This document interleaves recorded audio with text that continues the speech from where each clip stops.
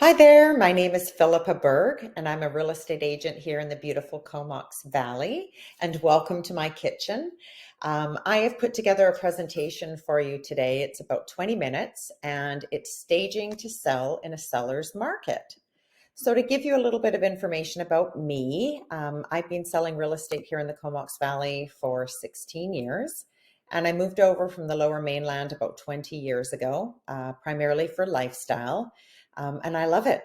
It's a great place to live, to retire, to invest, to raise a family. It's beautiful, and we are still relatively affordable compared to some of the major cities in Canada, although that is changing. I specialize in helping people buy and sell residential properties primarily, and I have a real passion for creating organized, feel-good spaces and making a house a home. So today's presentation is about 20 minutes, and what I'm going to do is give a general recap of our local market conditions as of right now. It's March the 16th, 2022. I'm going to talk about what this means as a seller, discuss what staging is and the importance of why I like to stage. I'm going to give you 10 of my top suggestions and what I feel are the biggest mistakes people make and when they're selling and getting their house ready. I'm going to discuss market value versus saleability, and then also touch upon things you might do if you're preparing to stay in your home or perhaps to rent. So before going too further into detail, there is a quick form I'm going to review with you. It's from the BCFSA, the BC Financial Services Authority. And what it is pretty much anytime you have a conversation with a realtor and you're disclosing any personal information, we are obligated to give you this form. And it essentially just explains to you the type of relationship you can have with a realtor as a client or a non-client. That's it. So market conditions, as you have heard and are well aware of, we are in an extremely strong seller's market. And what that means is our demand exceeds our supply of inventory. We've got such tight inventory with all homes here at the moment, which means that the sellers are in the driver's seat for pricing and terms and for timing. If you look at 2021, as of the end of the year in December, the average house price was $822,000, and that was a jump up of 27%. The year before, prices were up 9.97%, and 2019, the average price was $580 with a 7% increase. So as you can see, that's pretty significant. We are seeing many multiple offers in this market. Many of them are cash offers, which doesn't mean essentially that people have money sitting in the bank to purchase that home on that day. It means perhaps they've got the proceeds of the sale coming from a home they've sold, or perhaps their lender has guaranteed that they will have that financing available on the completion date. Blind bidding is something that is a challenge for buyers and can be great for sellers because that is what drives up the selling prices. And what that is when a buyer is presenting their offer, they are not privy to any of the information coming in from the other offers. So that buyer is coming in with their strongest offer as far as price, how many conditions may be in that offer, the date that they are going to take possession, and also the deposit. So great for sellers, not so great for buyers. If you look at the average house price for February, this is a little scary for buyers, great for sellers. The average house price was $970,000. That's a lot. Townhouses jumped to 664 and condos 335. And when I refer to average prices, that does not mean the average price, the average home is selling for that. That is the average taking the lowest price home to the highest, and that's where we derive that average. So what does this all mean to you as a seller? It means you are in the driver's seat. The sellers are controlling the market, and you are calling all of the shots. It means as far as prices, Prices are now determined by what a buyer is willing to pay in this market. So, for example, let's just say 3 comparable properties sold within the last month, and then another one comes on the market, and a buyer decides they've lost out on a few multiples. Perhaps they have deep pockets, perhaps they don't care, and they write an offer for $100,000 over. A new price point is set for that. What this also means as a seller is sometimes you're going to receive offers that may or may not have conditions to purchase. Buyers sometimes will write their offers without conditions upon building inspection or septic inspection. Hopefully they're reviewing strata minutes, but what they're trying to do is try to make their offer as strong as possible for to coming in to compete. So sometimes we're seeing offers that don't have any of those conditions. And then this means to you as a seller is that you're usually celebrating. If you're buying back into this market, it's a little different. But if you're moving away perhaps to some place that is more affordable, then this can be a good thing. So what is staging? Staging is when you prepare a property for sale to showcase its best features and appeal to the highest number of prospective buyers to obtain the strongest offer. So why do we stage? A number of reasons. First of all, what staging does is it removes the distraction so buyers can focus on the home. They're focusing on the features of it, the details, the potential use of the space, how they might want to be placing their furniture, and they can imagine themselves living there. We also like to stage because it photographs better. It grabs the attention of the buyer and it keeps the momentum going for in-person showings. Sometimes what I'll see is photographs that are taken, they can be too photoshopped, or they might not be reflective of the space, which can be misrepresented to a buyer. So it's that balance of photographing a home so buyers aren't disappointed when they get inside. Staging a home also creates emotion because you only get that first few seconds from when a buyer pulls up to the house and steps through that door to make that first impression. So the better it looks, the better they feel, the more inclined they might be to write an offer. I also find that staging a home indicates to potential buyers that you care for your home. So an assumption might be made that what can't be seen during a visual inspection is also being maintained. So it essentially builds buyer confidence. So I've got a few suggestions that I've come up with over the last 16 years for preparing a house for market. First of all is I would hire a realtor that is creative, that has some staging experience, and I would speak to that realtor early on in the process because you don't want to necessarily spend a lot of time perhaps working on projects or spending money that is not going to be important to a buyer. So bringing in a realtor for conversation early on is a good idea. And then once you've made that move or decision that you are going to move, start packing. Try to go through items that perhaps you're going to take with you or you're not going to take with you, but pack them up.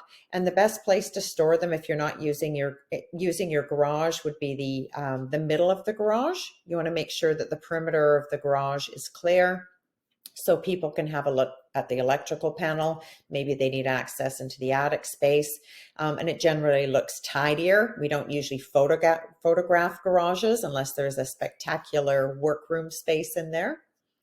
And then I can't emphasize enough the importance of doing a deep clean. Understandably, if you have a busy life, you've got kids, you've got pets, you've got work, then speak to your realtor about perhaps they have somebody that they bring in to help do a clean, or they might be able to provide you with the name of a cleaner. But cleaning is so important for first impressions for anybody coming into your home. Curb appeal, that's something that doesn't take very long, and that can be done through sweat equity. And that's just shining up your front door, giving it a sweep, maybe putting a couple of planters out there. So when people pull up to the front door, it's looking good. Decluttering and depersonalizing is important. So when a buyer comes into a home, if there's too many knickknacks out there, if they're opening cupboards and things are falling out, or they're opening closets and it's jam-packed full, that's going to indicate that there might be a lack of storage. So as a seller, that's not something you want to raise attention to. Adding light is something I feel is always important. Yes, you may spend a little bit of money on some new light bulbs, but that's going to work in your benefit for two things. One is it's going to photograph better. And second of all, it's going to show better and brighter to prospective buyers coming in your home. Freshness is very important.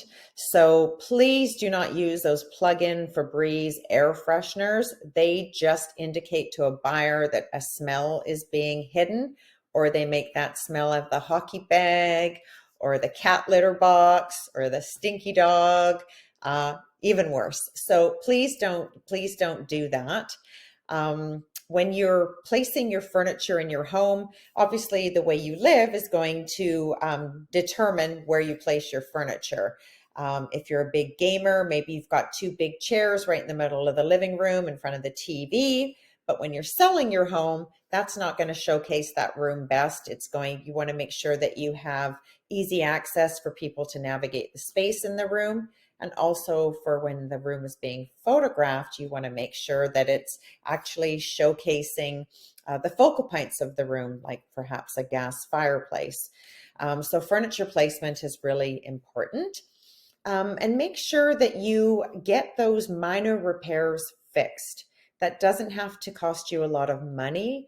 Perhaps it is just, let's see, fixing a leaky faucet. Maybe there's a fridge door that keeps falling off that you want to tack back into place. Anything that's going to be sort of a red flag to a buyer, as there's lots of things happening with the home, get those minor repairs fixed. And then I always recommend is put the buyer's hat on you and take a walk around the exterior of your home and inside your home, and think of yourself, if you were buying that home, what would be your thoughts on that? You can even have a friend that's going to be honest with you, or your real estate agent do that as well. I have a couple of cleaning tools that I like to use that have been passed on to me through past clients and my own experience. Number one is the Magic Eraser. I know they're terrible for the environment, but they are fantastic for cleaning. Cleaning everything from scuff marks on walls to crown molding. They are fantastic. The Barmaid's Friend is also really good, and you can get that at Canadian Tire. And that is fantastic for cleaning electric stove tops, where they're really baked on full of grit and you think, oh, the stove's pretty old, might need to be replaced. That stuff works and will shine it up. Pledge in windows, that's an old trick. So if you have some of those old metal framed windows where it gets that black mildew in there, first of all, you want to give it a good clean with some bleach. And then once that's done and it's dry, spray furniture polish in there, and that'll help to prevent that black mold from coming back in there. Clean your bathroom fan. I think all of us over the years tend to forget about those, but that's something that I notice when I go into homes and it takes 2 minutes, just unclip it, take it down, clean the bathroom fan. And you might as well do the stovetop fan as well, as those can get really grungy. I'm a big fan of the stainless steel spray. If you've got stainless steel appliances, that stuff is wondrous for shining up your appliances to make them look new again. Touch-up paint, if you have some kicking around in your garage, or perhaps you can get a paint match, just do a little bit of touch-up painting, because that really freshens things up, especially if you were talking like main corridors of a home that might get a lot of wear and tear, front entrance ways. And then for your exterior, power wash. You can rent one from Home Depot pretty affordably, borrow a neighbor's one. Those things are fantastic for just making the space look clean and fresh, and that's for patios, driveways, back decks. So those are a couple of cleaning tools that I find are beneficial.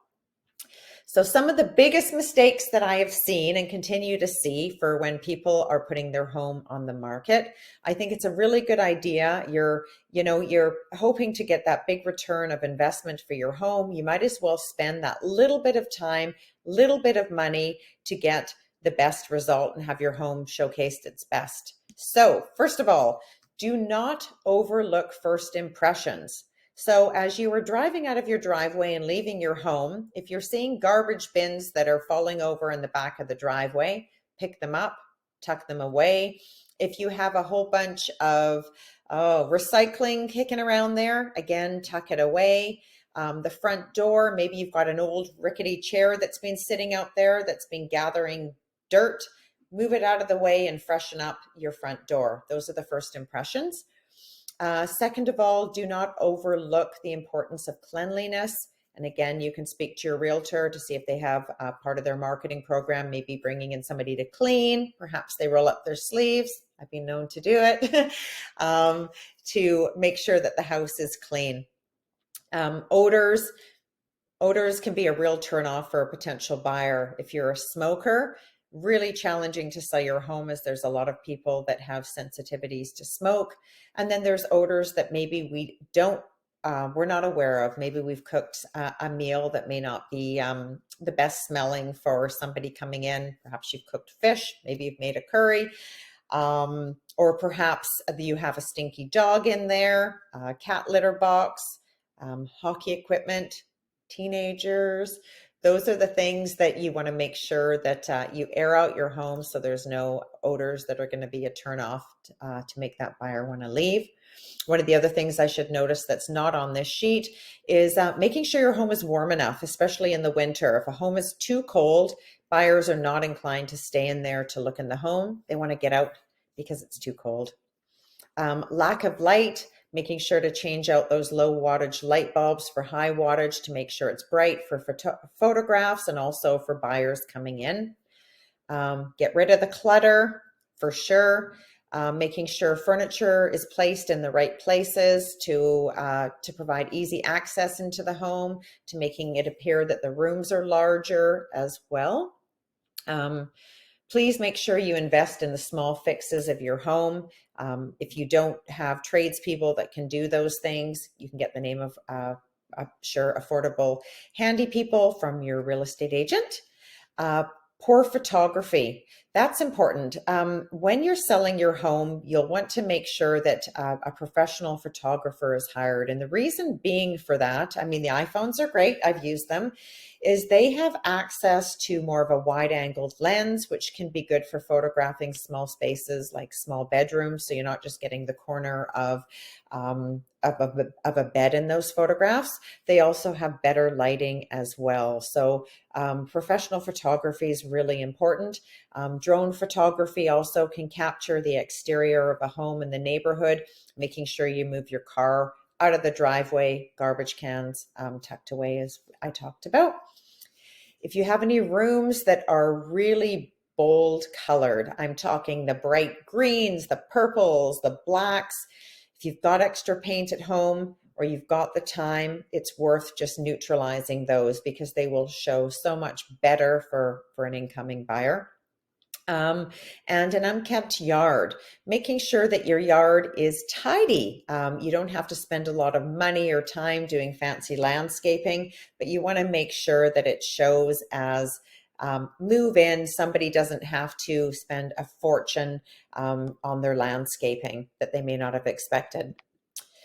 So I touched upon the difference between market value versus saleability, and those are two separate things, and sometimes they can be united. So when we talk about increasing market value, those are renovations that are done that are going to increase your profit. Things like renovations to a kitchen, for a bathroom. Perhaps you're going to add a suite into your home or at least set it up for suite potential. Maybe it's building a shop or simply cutting down a few trees or trimming a hedge to provide a view. Adding a secondary heat source is also something that's desirable for buyers. The ductless heat pumps, for example, can be beneficial. Maybe you're installing a gas fireplace opposed to an electric. And then things like new vinyl windows or a new roof, those are desirable and tend to increase the market value of a home. When I talk about saleability, those are the things like curb appeal. When somebody pulls up to the front door, how do they feel? Are they interested in the house? How clean is it? The aesthetics of a house. Maybe it's as simple as just decluttering a little bit, doing some basic decorating, throwing some flowers on the counter, maybe throwing a few cushions on the couch, making the bed so they're not all wrinkled. The basic things that don't cost a lot, but are going to increase the experience that's positive for a buyer. Things like paint and flooring, that can be, there's two trains of thought for that. Painting, sometimes a buyer will want to come in and choose their own paint colors, but if your paint is very old, if it shows terribly and your real estate agent thinks that it would be in your best interest to paint, you may not necessarily get more money for that, but it'll increase the likelihood of a buyer wanting to purchase your home. And the same thing with flooring. If, for example, you've got spaces that you've got burns in carpets, or perhaps linoleum is coming up, or laminate flooring is puckering, perhaps putting down some new flooring is a good idea. Keeping in mind that that doesn't necessarily increase market value, because you could decide to pull up a cream carpet in your living room and decide to put laminate flooring in, and that buyer may have every intention of putting hardwood throughout or taking a wall out. So again, that's a conversation with your realtor. Insurability is a big thing when you're selling. So insurance companies, they are getting more and more particular about policies. For example, hot water tanks. You replacing your hot water tank because it's past its prime isn't necessarily going to give you a higher dollar amount, but it is going to help a buyer purchase your home, because without that newer hot water tank, perhaps that's going to give them problems with getting insurance. Poly B plumbing is another thing. It doesn't necessarily increase market value. Sometimes it can. And again, that's a conversation with your realtor. What I find is often there is a melding together of things that people can do that are going to increase the market value and the saleability. So let's say that you have decided that you are not going to move, that your plan is perhaps to move back to the Comox Valley, and you want to stay in this market. So you're wanting to rent your property out, and you're wondering what things to do for when you to prepare your house for rent. Keeping in mind that low maintenance things are important to you as a landlord and also to a tenant. So those sorts of things are important. And then considering wear and tear. So for example, if you are planning on wanting to have quartz countertops in your kitchen, you might want to hold off on doing that until you move back, and just perhaps replacing the countertops to laminate or using the existing ones. Things like that should be taken into consideration. Let's say that you are going to stay in the Comox Valley. Perhaps you've decided that instead of making a move, you want to do a renovation on your home, and you want to make it a home that you love. Have a conversation with your real estate agent about making sure the things you do cover the boxes of things that you are going to love to make your house a home. But you always want to consider resale. It's always really important as well, because you never know what can happen in the future. So I have covered a lot of items. I've spoken for 24 minutes. I encourage you to give me a call if you have any questions or comments. Here is my website. It's philippaberg.ca. And my email address is Philippa@philippaberg.ca with my phone number. And again, I work with Royal LePage here in the Comox Valley. I hope you have found this of use to you. Have a great day.